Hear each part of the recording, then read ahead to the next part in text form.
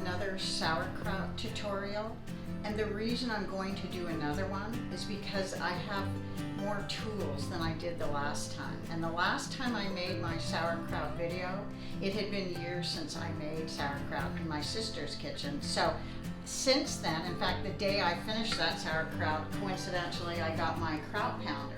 So I'm doing another one because I'm going to show you an easier, more smooth way to make it. So what I'm doing in this video is I'm using a very large bowl to break up my cabbage in. And what I'm going to do is cut it all up and then massage it. That's a different technique. And then I'm going to use my pounder, and I get a lot more juice, water out of the cabbage this way. It's really good.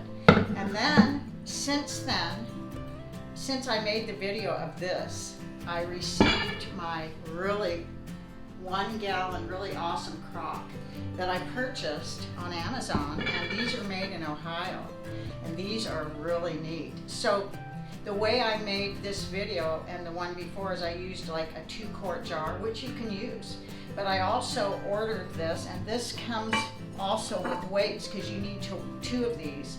And it fits right over this, and because you need to weigh your kraut down too, and this is perfect for it. I'm not going to be showing you a video with this, making this. I just wanted to show it to you. This is really neat. It's a really nice one, and that they're made in Ohio.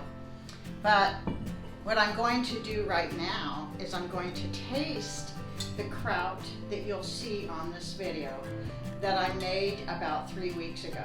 And you can the first kraut, I only let it ferment for about 5 days, but this one fermented 3 weeks. So you're going to see it, and I'm going to taste it before you see it, but this is really good, and it's a little different technique, and it has coriander and celery seeds in it, or mustard seeds.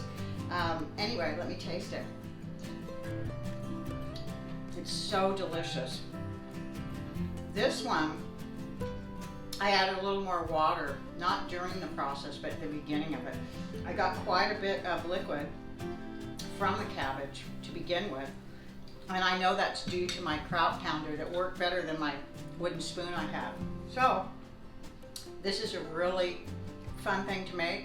It's a really very strong probiotic, and it's delicious. So I hope you enjoy this tutorial. Thanks for watching.